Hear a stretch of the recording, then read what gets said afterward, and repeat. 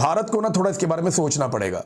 भारत का एक और तैयारा गिर गया है और अब जो भारत का तैयारा गिरा है ये एयर शो के दौरान गिरा।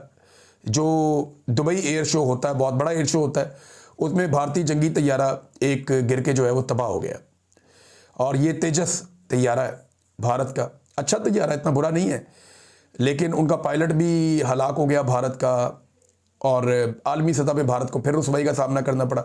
दुनिया भर के पायलट बताते हैं तैयारे ऐसे उड़ते हैं, इंडियन पायलट बता रहे हैं काफ़ी अरसे से तैयारे ऐसे गिरते हैं। ये 2018-19 में ये सिलसिला शुरू हुआ था, भारत के तैयारे गिरना शुरू हुए थे और फिर एक मरतबा पाकिस्तानी फ़िज़ाइया ने 2 तैयारे गिरा दिए और उसके बाद फिर दोबारा 5-6 तैयारे गिरा दिए और अब वो डोनाल्ड ट्रंप ने 8 तक पहुंचा दिए हैं।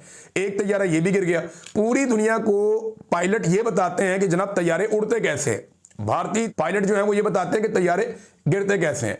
मेरे ख्याल में कोई राहु काल आ गया है इंडियन एयरफोर्स के ऊपर और उन्हें इसका ख्याल रखना चाहिए। इनके तैयारे ऐसे गिर रहे हैं जैसे दूध पीते बच्चे के दांत गिरते हैं और इनको सारे पंडित अपने इकट्ठे करने चाहिए और इकट्ठे करके कोई तरीकाकार निकालें, कोई वहाँ पे कोई कुछ चीज़ करें, उनकी जो भी उनके मज़हब में है कोई रोला रप्पा डालें, कोई थोड़ा सा कोई सदका दें, जैसे पाकिस्तान में हम मुसलमान तो ऐसे बोलते हैं, तो कुछ करें। वो उनका बहुत बुरा वक्त आया हुआ है इंडियन एयरफोर्स का, बेड़े ही गर्क हो गया उनका और एक के बाद एक तैयारा उनका गिर रहा है। तो ये कोई नया वर्ल्ड रिकॉर्ड बन जाए, इससे पहले अपने सारे पंडित इकट्ठे करो और तो कोई हल इसमें बचा नहीं है। या फिर अभिनंदन को पकड़ के उसको कोई उसकी बलि शली दे दे।